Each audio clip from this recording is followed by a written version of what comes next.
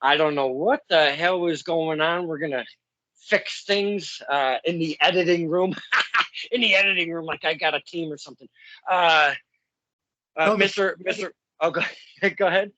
matter is no, like, and I don't think anybody who's really, trying to do something in wrestling is ever like perfectly happy or perfectly like satisfied with what they're doing. You know what I mean?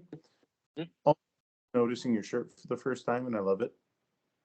That's okay. I was gonna wear a Frost shirt, but I figured if I wear this, I would just feel good wearing this big Jim shirt, man, because I love the design, I love the meaning, I love everything about it. And we seeing everybody at the Big Jim tribute, the Don't Spill the Whiskey show in these shirts was absolutely amazing. That was such a great event. Because that was 8 promotions, eight there was talents from 8 different promotions that all came together to do that one show. It was simply amazing, and I think we've actually, not us personally, but many of us just in conversation have spoken on that topic. Like that could just never happen randomly, or not randomly, put together. You couldn't get 8 promotions to agree, yeah, I'll give you a couple of my guys, that would never happen just on a regular thing. It just happened for that specific memorial, which it kind of stunk because I mean it was for that, but I'd like to see more of that, Ryan. I mean, my goodness. It's definitely going to happen. Um, you know, Jim had the things going on before he passed, but um, at the end of the day, he was a widely known and loved human being, and I know I personally have made connections after he passed that I would not have expected to have made, and I know that there's people in positions to make matches who may be open to making matches they weren't open to making before he passed. You know what I mean? That would make a lot of sense. Um, it's just tough to separate the person that was a really great person and the performer who was a really great performer, and try to, you don't want to do or say anything that's going to sound like you're um, trying to profit off of or Mhm. um, benefit from their passing. But Right. he was so well known and so well liked that, like, just everybody just get together and just put on a show, you know, or everybody get together and everybody do a tournament, or everybody, there's going to be shit. There's going to be shit forever now from all kinds of promotions that commemorate this human being who was a great human being. Uh, Perfect example is we have NWWE. They're going to be doing a Big Jim Memorial Battle Royal, if I'm not mistaken. I didn't even know that. I think because BST had one not that long ago. You were a surprise entrant. Thursday. Um, but I'm almost positive And that's the NWWE. Oh, go ahead. sorry. I I'm was just gonna say, NWWE, they were putting out all sorts of dates, and I swear there was something for some kind of a Big Jim Memorial Battle Royal. I'll have to maybe sift through their page and see if I can find that. that'd be great. You know, and BST did the battle royal that crowned their number one Mhm. contender. You know, and I personally don't want to ever be like included in something like that only because of that. You know what I mean? Right. Like if you're gonna do a big gym thing, like I'll be involved, but like don't, not because of that. Like purely because it's a thing. Um, when I go to the gym, anywhere between 2 to 4, 5 people like come up to me and like dap and like, hey man, how are you doing? How are you holding up? Sorry about your friend. Mhm. I still have people come up to me and ask me how it happened, and I'm like, you're fucking. I'm trying to lift weights, man. Like you're trying to ask me how my friend died. I'm trying to lift weights. Like No shit. no, but at the same time, this is the only way they knew him. So how offended can I be? How upset can I be? But it's you do have to separate it, but at the same time, it is important because you want to commemorate this great human being.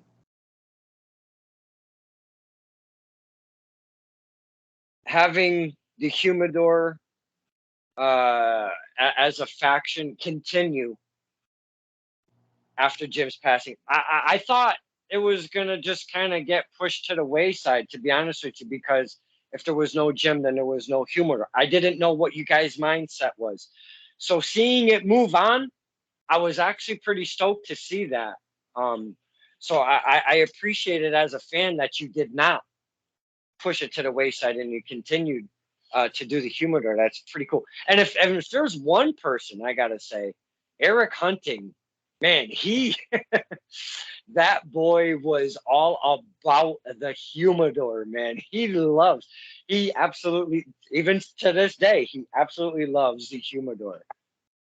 Love Eric, and his support is always like I can't appreciate it enough. Brian, um, I don't even know how to pronounce his name. Who? Lefurber. I don't know either. Don't ask me. I know who you're speaking of, though. WA. Big Yes. in the gyms. And, um, he reached out to me after Jim passed, and we've actually like kindled our own like friendship. Oh wow. Great guy. Cares a lot about wrestling and cared a lot about Jim. And Mhm. I appreciate him a whole ton. And it's, it was funny because the humidor wasn't, Jim wasn't even one of the first picks. And we talked about this earlier in the podcast. Um, it was me, it was King Leon, and we were trying to find other guys. Chris Cannon, the Ginger Ninja himself, Chris Cannon was the third guy, and he Wow. retired from wrestling, which I believe he had done at least once prior, but he retired from wrestling. And Troop was like, shit, I really wanted three guys over 6 feet tall who were badass. And I brought in Jim, and then when Jim passed, um, it was important to me and Big Smoke to like include people who were close with Jim, and we're gonna continue that narrative. So there's a couple of guys who are not announced yet who will be joining up with the Humidor who we're friendly with Jim who can continue that narrative. Mm. Uh, and then Omar was the natural choice. And I almost hate to say this, but there was another guy. Omar was going to have a singles run, and we had another guy who couldn't make it.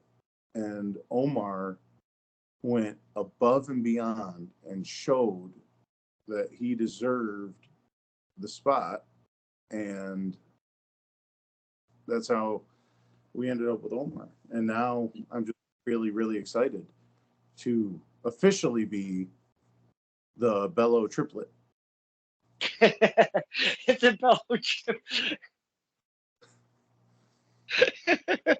That's The truth of the matter is, Omar really did like go out of his way to prove that he belonged in the Humidor, that he belonged as my partner defending these titles, and here we are. wow.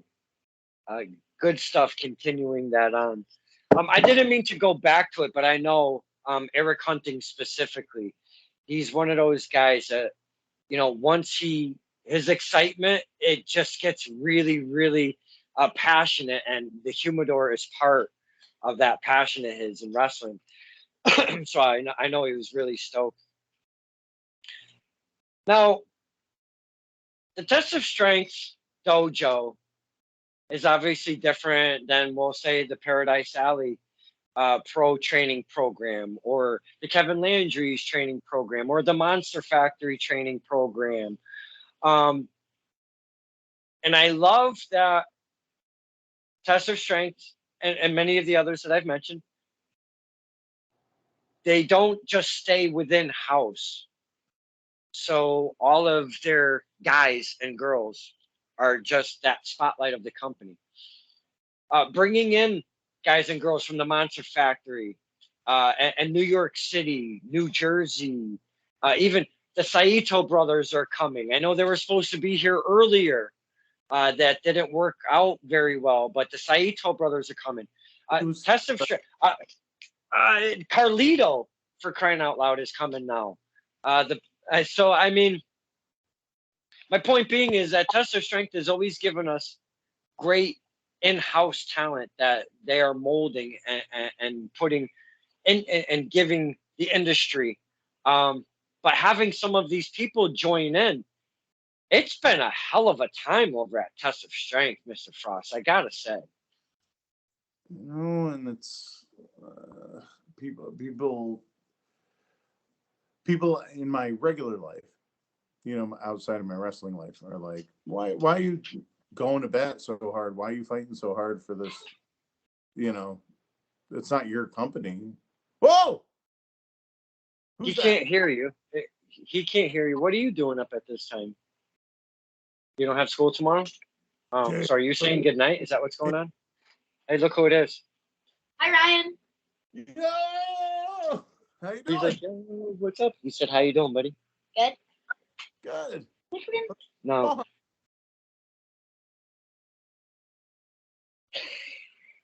Uh, so Big Jacob P, he's heading to bed, so he was knocking on the door. So I figured I'd let him in to say good night, say hi to Ryan Frost, the infamous Ryan night. Frost. He said good night, buddy. Good night. All right, give me some high five. Give me some loving. You have a good night. You too. Love you. Love you. All right, Big Jacob P, man. Isn't that what it's all about? What did he say? Go ahead. What did he say? Good night. He said good night. Big Jacob P. Sorry for that. Magnificent, man. Yeah, the talent that's been part of Test of Strength as of late, been bringing a lot of excitement. We've seen some of them go on to bigger stages, if you will. And I just want to bring up one person real quick. Notorious Mimi. She's exploding over on NXT. She just got signed and she's doing her thing. It's like all of a sudden, holy caroli, she's out of the Monster Factory. And I get that, but she has been frequenting Test of Strength as of late. And I just want to give a big congrats to the Notorious Mimi. I mean, come on now. Enormous congratulations. Yes. That's fucking great. Yes. She's young. She's naturally talented.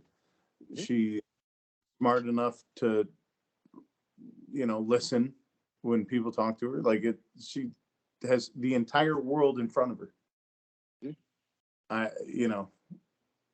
I, for one, and Test of Strength as a whole, we can't, what are we going to say? She comes and wrestles with us, but it has nothing to do with me.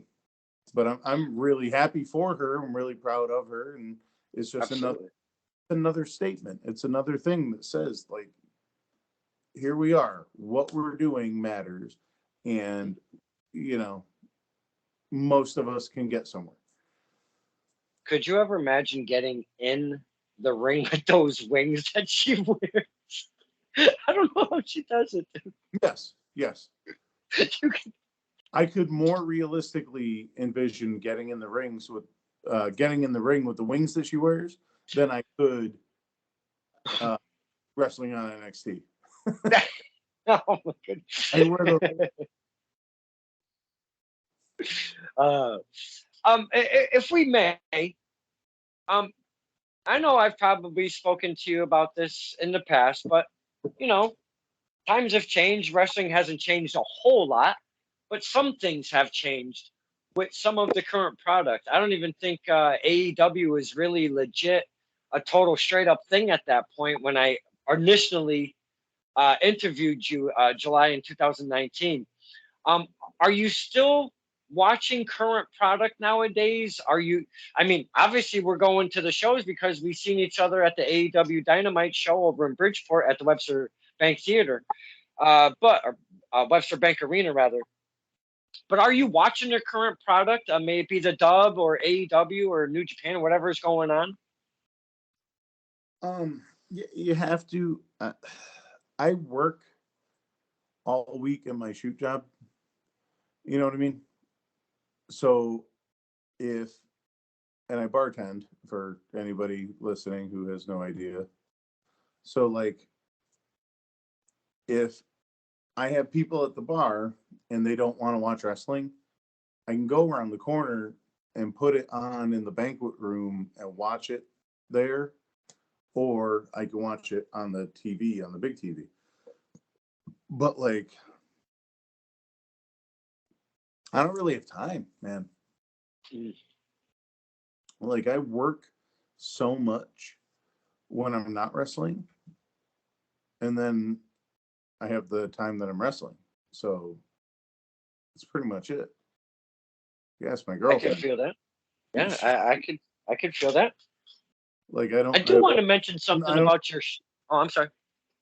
I don't know if she knew when we started dating that, like, because I was never untruthful about it, but like it's everything. Like, the only thing I do. So here we are.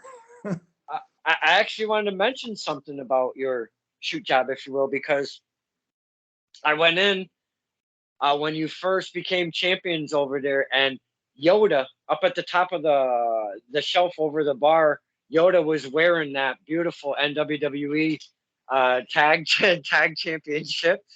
That was a hoot and a half, and the guys at the at the restaurant they really embrace that too. They like to they seem to like to have Ryan Frost as part of the cohorts over there. But also, I haven't celebrated a Valentine's Day in I don't even know how long. My man, you and your generosity over there, along with the owner, wow, what a fantastic evening myself and my love Cindy Hart had. Oh my goodness, we had the most. Couldn't have been any better. It was absolutely perfect, and I wanted to triple up and quadruple up on the thank yous because that was absolutely amazing. Now the patio's open, so Oh, oh, and eat outside. definitely. We'll have to make our way over there because it's really not that far away from me. Legit, it's only about 10 minutes. But excuse me, you were talking about even if it's not in ring, you would like to make a living in wrestling, no matter what aspect of the business that it would be. If you had a couple preferences, could you tell us, the fans, if it's not wrestling, what would be some of your preferences in part of the industry? The goal would be to promote, because I now at this point, and let's say I wrestle for another 5, 10, fuck it, 15 years, right? The people I meet in that time, like the performers that I meet in that time, I want to put them on. You know what I mean? I want to showcase the people who I know care and work hard and are good, right? So I want to promote. Um, this time of year is funny because you have the tax return wrestling companies that there's so many companies that just show up and they're like, oh, hey, we're doing an event. We're going to crown a new champion. And it's like, okay, are you really though? And, and then they and it's like, okay, or if they run again, it's next year at tax return time. It's like, okay, cool. Um, it's cool, but like when I get a chance to start running, like I want to run. I want it to be after I'm done wrestling because I don't want any kind of nepotism or anything like that. And I just want to put people on. I just want to have an envelope. Drake Evans is the promoter that I worked for. And he wasn't even the promoter, he was the booker, but like Drake Evans had an envelope for me before the match. I walked in the door, he was like, "Hey brother, here you go."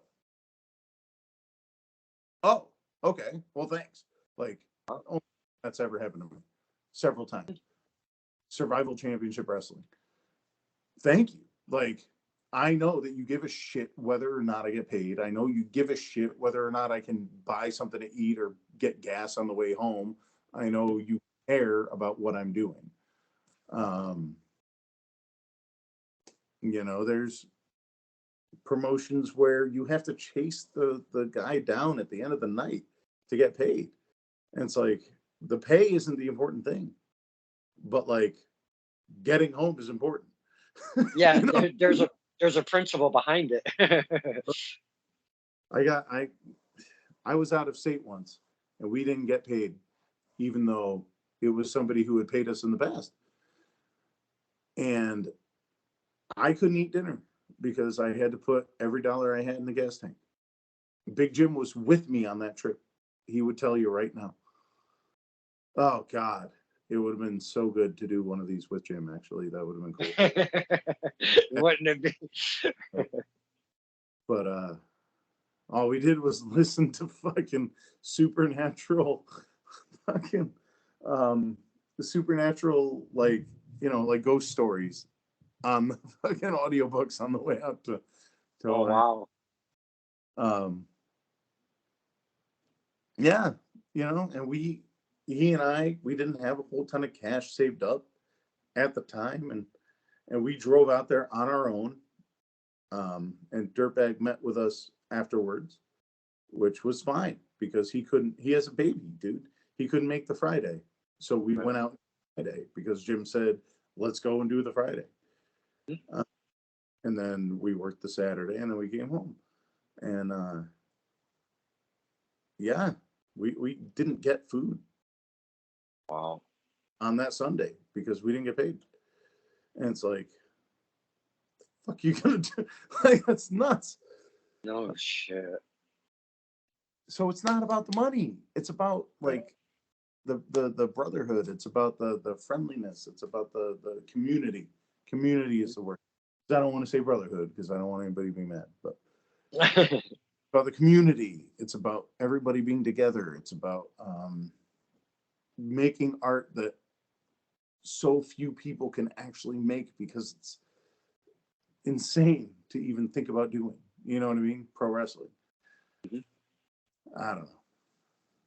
That probably didn't even answer a question. I just rambled, but No, that's quite all right. The thoughts of Ryan Frost right here on STP. I kind of want to touch upon STP 6K because I've spoken about this recently, and it brings back such a fond memory because Stephen Baker kind of brought this idea to the table. Let's do a game show. You get the people. I'll think of the whole bit. Everything that surrounds the game show, I got. You just get the people.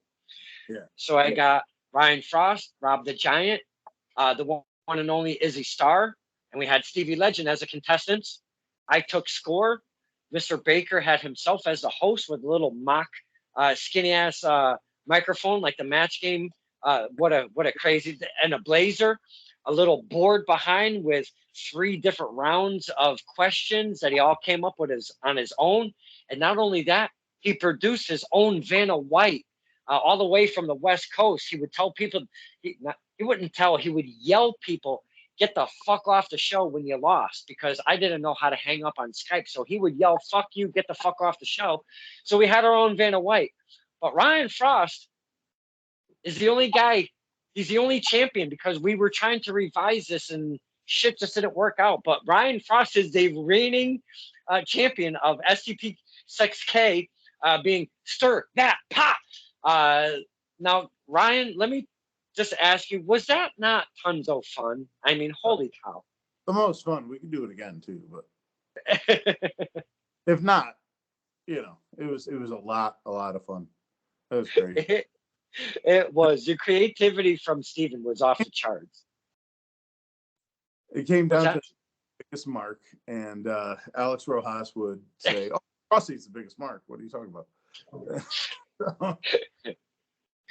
Oh man, the creativity from Baker, the time that he put into it was just absolutely heartwarming. And Enthusiastic.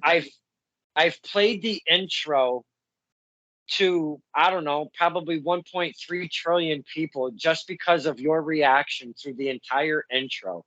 The facials. And then when he mentioned it was a celebration for 6,000 subscribers, you like 6,000 bums.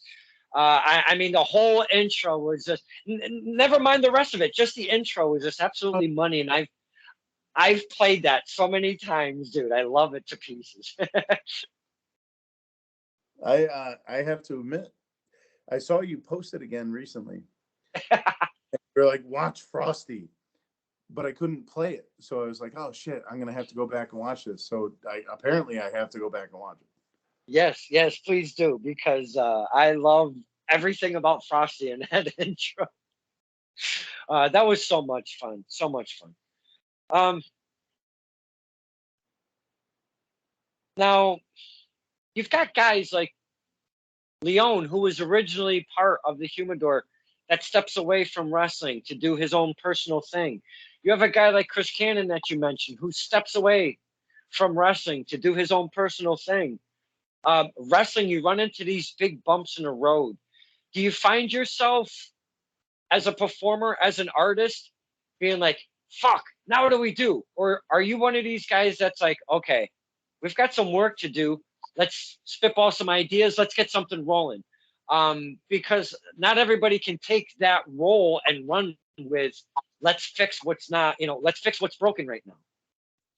That's that responsibility at least falls on the promoter.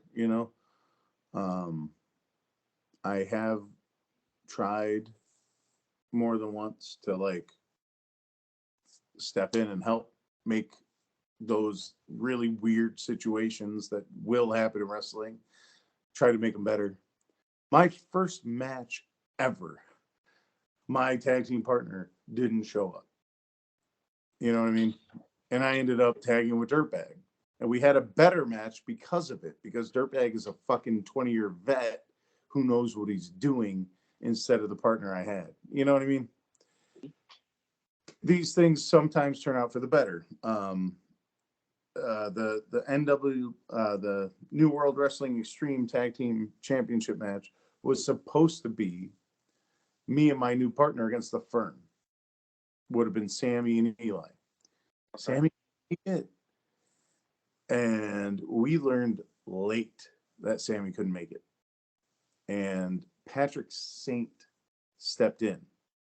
That is a very different human being than Sammy Diaz. Yes. They're both worthy talents. They are both stellar talents. When I tell you right now that Patrick Saint will be world champion somewhere, I don't mean test of strength. I mean, this motherfucker is going to make TV. Like, he is a animal. He is unbelievable. So it goes from Eli and Sammy to Eli and Patrick Saint. And I'm supposed to win this championship back with Jim's name on it, with a partner I've never tagged with before. What? And it was crazy. And I'll be completely honest, backstage, thinking about it, talking about it, maybe I wasn't as on point as I should have been. Maybe, my head wasn't in it, maybe because like it was for Jim, and it was like really crazy to me that somebody couldn't make it. But it went well enough. Patrick Saint did what he does in front of a new crowd. Elijah Six. I had never worked with Elijah Six. We were on a team once in Staten Island at Warriors of Wrestling, but we had never been against each other in front of a crowd. You know, I got to work with people that I otherwise wouldn't get to work with. And me and Omar did win, you know, and we did bring home the new belts. But that was a completely unexpected, divergence from the plan. Like so No, no, different. Yeah, yeah. It could have been a woman. It could have been a dwarf. You know, like right. And, and kind of why I bring that yeah, to your attention, that question, if you will, because you have all of these things going on behind the curtain when you're an athlete getting ready to go out, or if you're an athlete and you have 2 or 3 days away from the event, you're all psyched up, you know exactly. Sometimes you've already maintained some communication and you might already have some kind of a game plan ready for the match. Um, but then when things get so switched on you like that, it's up here. It's not here. It's not the physical. You have to take the physical, and now it's all here. And like, holy shit, what do I do? Oh my god, this guy, this and that guy. But now I'm tagging with a dude I've never tagged before. Like there's multiple factors that all jar you at once. Being professional enough to trek through that and come out in the long run without the fans noticing. That's the biggest point that I'm really trying to make is overcoming and adapting. But getting through it personally and getting back behind that curtain is one thing, but giving that to us, the fans, and not showing us that things are kind of maybe topsy turvy mentally, that's a bigger task than I think many people realize. well, thanks for saying so. I hope I did that. I you know that's about a month ago now, and I'm not. I didn't get any feedback that it was terrible. You know, it was tough, and I think we got through it. But I appreciate you saying that because there was a good stretch. There was a good stretch of time where things were weird because of my friend passing and everything. That you don't want anyone to think that anything you're doing is for yourself in that situation. Exactly. I came out at Tough and Talented, and I'm winning the U.S. title, and I'm a surprise entrant, and everyone, who knows what people think. But I know because Vinny had told me literally before Jim passed that I was going to win that championship. So I knew it wasn't a sentimental thing. It wasn't for that reason. That reason did help it and help make me feel cool about it and help certain people in the crowd feel cool about it. But that's not why it happened. And I know that because that was booked before Jim passed. Like, period. Right. Like, fact. But at the same time, like, I've had Alex Rojas, I've had some friends of mine, from outside of wrestling who follow me in wrestling because they love wrestling and they want me to succeed. I've had a lot of people like talk to me about like how they know that I can do more and they know that I can succeed, and we're going to work towards that. And you got to do it for your friends, not in spite of your friends leaving, right? Absolutely. Yeah. Kind of staying on the same topic to a degree, adapting, overcoming. You have a title defense coming up at 2TW. Let's see, March, April. Shoot, I forget that June June, June because it 19th. got changed. Okay, June 19th. Yes, but there's a question mark after versus because it's an open challenge. Going in as a mystery, that's kind of on the same topic of over adapting or adapting and overcoming. How does the athletes in wrestling prepare for a question mark? I mean, how do you even do any? Like, what do you do? Well, like the last 2TW, it was supposed to be this guy Nightmare, right? And then it became an open challenge. And then it became three guys walking into the ring, and I didn't even know which one of them wanted to fight.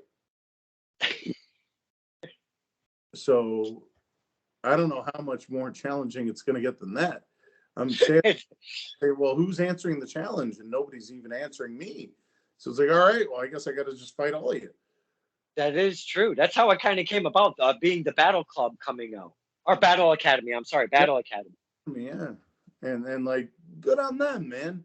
Be hungry. Go after it. Like, get what you can get. Like, good on them.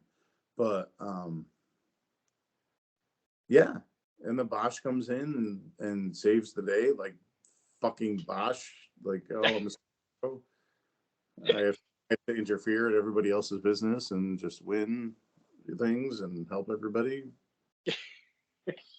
I didn't ask him to help me, right? No, that's a valid point. And speaking of which, and I know it's a different, and we've already spoken upon, it's a different promotion. April 30th, you are going against. That's my tag team partner, the Mighty Bosch, with Sid Morgan, because he saved me from a total annihilation out in Battlefront. So Can't he, fucking believe you took a tag team partner. And if I'm going to feud with Bosch, that's why. I offered you protection, Don Kincaid. I didn't pick nobody. Okay, just let's put that on the table. I'm not saying that Bosch was a bad pick. I'm just saying I had no choice in any of this. I was getting thrown in something, and I was being thrown a tag team partner, and I had to go and adapt and overcome. Except I adapted, but I didn't overcome. But Mighty Bosch, so he did save my life. But you are going against him April 30th, and I know you are no stranger to the Mighty Bosch, so this ought to be interesting on that. Do you know that I'm fighting the Mighty Bosch twice on April 30th? Wait, what? I'm fighting him at Shut Up and Wrestle, and then I'm fighting him again later at RWA. Oh, wow. I'm a villain twice in a day. Wow, that is interesting. Running the program, if you will. I mean, I know it doesn't go from one to another, but wow, nice. Yeah, yeah, it's exciting. I can't wait. I'll tell you this about the Mighty Bosch. The first human being that I was comfortable picking me up and throwing me down, I was like, all right, I trust you. You know, he is an outstanding human being. And so is Sid Morgan. Like, they are both delightful people. As evidenced by them saving me at 2TW, being like, oh no, let's even the odds. But yeah, I've beaten him a bunch of times at Shut Up and Wrestle, and he's like mad about it. So we gotta, just do it the way we gotta do it. And it's gonna be a street fight at Shut Up and Wrestle. And then we're gonna go to RWA and try to keep it civil. Oh, wow. That ought to be very interesting. I'll have to keep an eye out. I'll definitely have to keep an eye out. Now, do you see yourself evolving, or is there a goal? Because I've spoken on evolution of character and athlete. Some have set either X amount of time. And if I'm not doing this by, say, 2024, I think I'm going to try a little something different. May it be gear, may it be attitude, may it be something else. Do you have any type of evolution that you have set personally in wrestling? There's a couple of things that make sense based on what you just said. Pro Wrestling Noah just put on Twitter like what they're looking for, and they want to bring in talent. And anybody listening to this who doesn't believe in me, that's great. But like, I'm a big guy, and I'm pretty athletic for my size and for what you would expect. And I've actually taken some measures outside of my normal routine to, like, be in better shape and be better prepared for the future. That could absolutely be me. I don't have a kid. I don't have a house, mortgage. I don't have a wife. I can go to Japan, you know, indefinitely if I have to, or for 3 weeks or whatever. Uh, I actually am really excited about pursuing that because I only learned about it today, and you just asked me. But Yeah, it's been out for I think maybe 2 or 3 days. This open casting call, if you will, for yeah. Noah. So oh, have you applied? Are you going? No, no. And then there's always dark and like NWA. Like, here's the thing: like, if I watch Dark, I see somebody I know. If I watch NWA, there's a few people I know. And it's like, I know that I haven't tried hard enough to be in the position where I would be on those shows, but like, I know if I do, I can. So that's what I got to do. I'm not by 24. I'm just going to say, like, if I work harder, I should be able to be on NWA, or I should be on Dark. Like, look at the people who are. They're great. They're outstanding talents. What separates me from them? Oh, boys and girls, keep your eyes out. Could be Dark, could be Noah, could be here, could be there. You never know what's gonna. Could be an Impact. The infamous one might make an impact on Impact. You never know. So keep your eyes open for that. In fact, you kidding me? People talk all the shit they want, but like, you want to get paid to be on wrestling on TV? Like, yes, 100%. Yes, absolutely. We are working on 2 hours and 45 minutes in our conversation with Ryan Frost. Oh. Yes. 2 hours and 45 minutes. So we have touched upon many a topic. We kind of circulated around some big gym stuff. We kind of touched upon where the future may bring, what the future might bring, Ryan Frost. Your feelings on the betterment of the industry with one Ryan Frost 4 years deep into his career. Many other topics as well.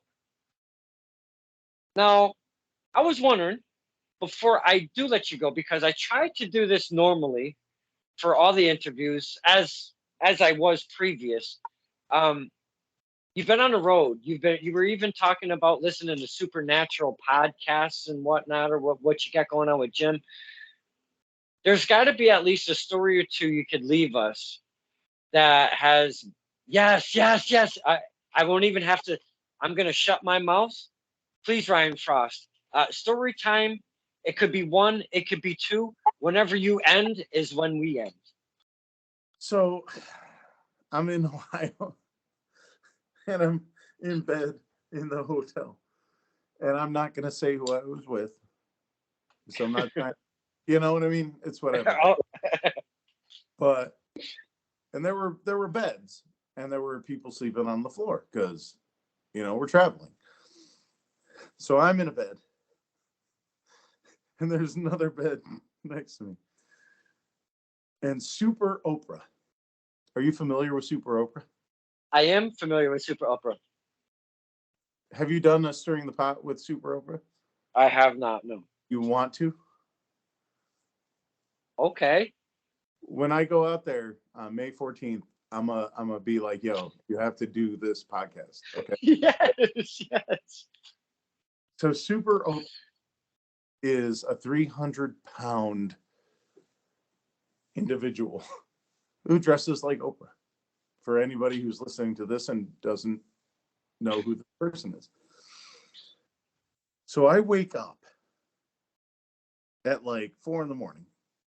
look over, and Super Oprah is spooning with an individual that I would never have expected Super Oprah to be spooning with. And Super Oprah is the big spoon. And when did Super Oprah even enter the hotel room? Go to sleep with one of the dudes in my car. Oh. And when I woke up, Super Oprah was gone. What? And then I confirmed the next day that yes, this actually did happen, and I'm not crazy. Like, I fell asleep, no Super Oprah. Woke up in the middle of the night, Super Oprah in bed, spooning with an individual. Fall asleep again. Super Oprah's gone. Nuts. Oh my God. That's a really good one. Malia Hosaka, who trained with Kowalski and Wagner Brown at Kowalski School, and Big Vito, like wears the dress, Big Vito, only eat Cobb salads at restaurants and only drink light beers, no shots. I've learned that. Interesting. Yeah. I worked an event where I asked Shane Douglas for his feedback and he gave it to me. And then we were at the establishment afterwards. And I was like, hey, can I get you a beer? He goes, I don't drink beer. What are you drinking? And at the time I was drinking Truly. And I was like, well, this is a hard seltzer. He was like, I'll take that. So then I got the Sandman and Shane Douglas drinks. But the bar was super busy because the event was sold out and everybody migrated to the bar. So here's Shane Douglas and the Sandman standing there like waiting for a sparkling drink. I ordered for them. And I'm like, bro, I don't fucking know. Is that I don't fucking work here. I don't live here. I don't fucking know. Oh, shit. Talking about the road, I don't know. There's a lot of good road stories, but I can't tell them all, you know. No. We don't want people arrested. Dirtbag Dan could definitely get arrested. Oh, yes. Yeah. He stole some shit. Not from a store. Like, actually, now that we're going, it was the same bar. I think it might have been the same night. And he just took a big metal like beer sign. And like it was okay. Who cares? It's like it's mine now. I know because I work in restaurants. Like they just gave you that shit. Like they just wanted to put it on the wall. It didn't cost you anything. It's fine. Yeah. Oh man. We were halfway home and the promoter calls and he's like, hey Dan, is there any chance that you took a sign from the bar next to the venue? He's like, nah, definitely not. And he goes, well, they have you on camera. And he goes, okay, I did it. Oh shit. Oh. So I know we've spoken on Dirtbag Dan. Now, and I know I've seen Ref Bear, Ref Ryan, if you will, and different instances from PWA, even all the way to Dirtbag Dan outside in the streets against Rebecca Payne. Oh shit! Yeah. I just wanted to ask you, and I know we've spoken on that match more than once, but can you go out on a limb and just say that that match, specifically Rebecca Payne versus Dirtbag Dan, was probably one of your wildest ref matches? Could you go out on a limb and say that? By far the wildest. Like no contest at all. Oh man, I've seen clips of that and memories, and I'm like, holy shit, those fucking two were crazy. Yeah, that was bananas. No way. They broke Christmas ornaments on each other's heads. I did the ref slide on a slick, wet pavement in the middle of the road while there were cars trying to drive. But I had to register that 3 count, brother. Yeah. And it was only 2. They kept And it was for a 2. You are correct. I remember it specifically. As you're saying it, I can actually see it all unfold, man.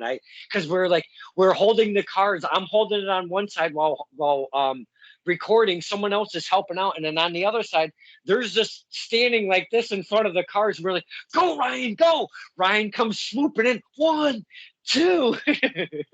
You're like, what the fuck is going on right now? Oh shit. What's that? before we all get run over. Shit. Yeah, no kidding, man. Good times, good times. Wrestling with an exclamation point. Ryan Frost, you have been absolutely amazing. We've had a conversation for just under 3 hours, my man. Did a new record or no? I am going to say yes, because my other record was Dan the Man at 2 minutes. 2 hours, 32 minutes and some odd seconds, and I talked to a plastic doll. I could just talk to you. Like, I could keep talking. We don't even have to stop. But No, we don't. But I didn't even eat dinner, I'll let you go. so I was feeling some nourishment in my near future. If I have to break this record again, let me know. Oh, absolutely. We could do. You took it by 20 some odd minutes here. I mean, we could just shoot the shit until 3 hours specifically if you want. I mean, that's up to you. I really don't care. Now let's let this go, and then if somebody breaks this, we'll go past 3. I got you. We can do this. Talk about shit, dude. There's so much more to talk about. Like, that's my friend Don Kincaid. Listen, people, follow Don Kincaid. Follow the Kincaid Files. Stirring the Pot with Don Kincaid. Like, nobody does more for professional wrestling than this individual, including WWE. Fuck those guys. Don fucking Kincaid. Well, Mr. Ryan Frost, we started with a lot of love. We're ending with a lot of love because it's very reciprocated. And you guys and girls, you always say, without us, there's no you.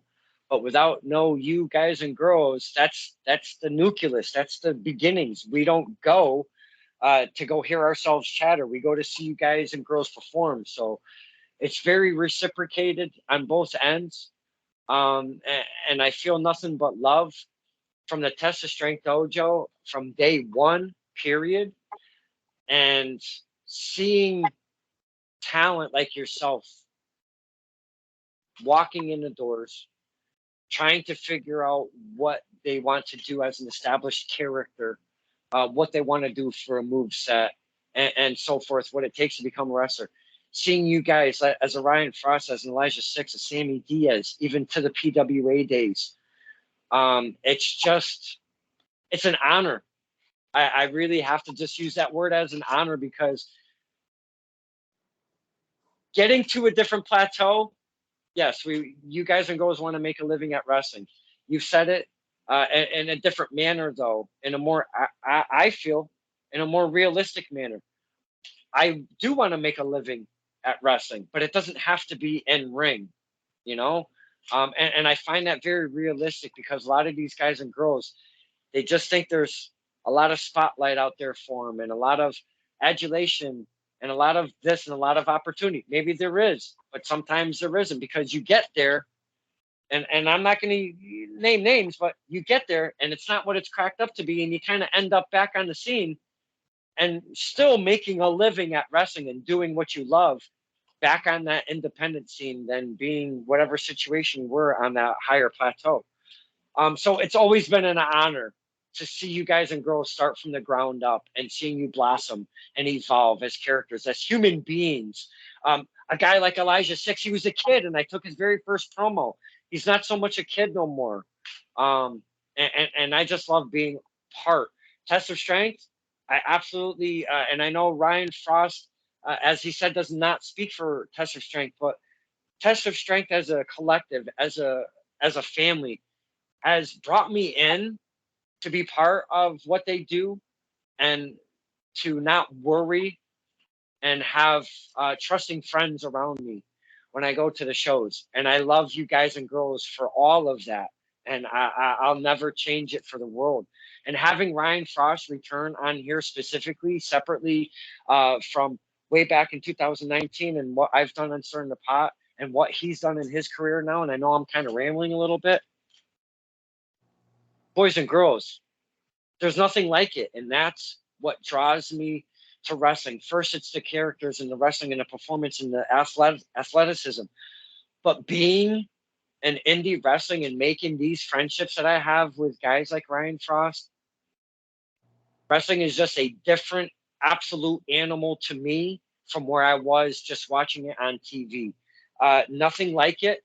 Community is absolutely astonishing. They lift you up when you're down. I've been there personally. And I could go on and on about what wrestling does for me. But my friend Ryan Frost, I cannot thank you enough for sitting with us, joining the fans, talking some history of your career right now, where it is, and just kind of really chewing the fat about Ryan Frost, Test of Strength, your compadres, your peers, and where you're at now. I love you to pieces, my man, and I will always love you, my friend. Love you too, buddy. Tell everybody you love them when you love them. You know? Take them pictures. Nice shirt, pal. Yes, yes, nice shirt, pal. Yes. See you soon. Yes, go ahead. You gonna be there on Saturday? No, tomorrow. I will not because I do work till 4 p.m. and it's a 2-hour, 20-minute drive for me. Oof. And plus I have household duties that I like to take care of. And not only that, I have an interview at 5 o'clock with Sean Pie Jacobs. I like to call him Pie. I don't even know if that's correct or not, but I do call him Pie. So I do have enough on my plate. I apologize for missing tomorrow, sir. Watch this fight is going to be nothing but special. Always is. Are you on a troop on Saturday? Or no. Saturday, I might be making my way back from Springfield. I'm not sure. Okay. Because Easter is Sunday, and we've got Big Jacob P that we have to prep for. And we don't make like a ham or something like that for Easter. We make baked stuffed shrimp. So there's a lot on the table for this weekend. So I think wrestling might have to take a wayside for once. I'm not going to be there, buddy. I can't eat shellfish, but.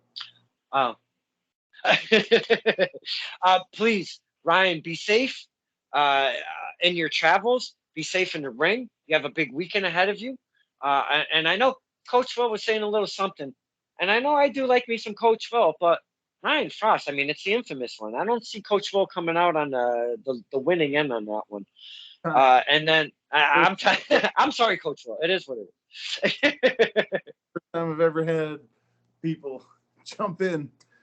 Oh, it's so funny. That is money, right, my man? Those are great. Oh, it's so good. That smile tells it all, my man. Is there any message you would like to leave us with? Anything that I haven't spoken of that you'd like to speak on before we let you go? Johnny Burke, 5 minutes and 17 seconds of my life. Your was pain to my soul, and I'm coming to you. And Don, I need to clip that so that I can send it to him, please. I think I might have been over talking just at the very beginning of it. So let's just all calm down because I would really like to. Because when you said 5 minutes of your life or 5 minutes, 17 seconds, I seen what the runtime was and I go, JB, what the fuck are you doing? Like, what the fuck? So let's all calm down. I'll keep very quiet. Whatever you just said to JB, reiterate that and give it to him, my man. This is the end of Stirring the Pot with Don Kincaid, with the infamous Ryan Frost. And I got something to say to you, Johnny Burke. You punished me for 5 minutes and 17 seconds. 5 minutes and 17 seconds of my life I can never get back because I sat there and endured your verbal punishment. I'm going to make you pay. I said it, I meant it. Woo, what a fine way to end Stir in the Pot. This was Stir in the Pot with Donkey Cave and my very special guest, the infamous Ryan Frost. Thank you, my friend. Love you, Don. Love you, brother.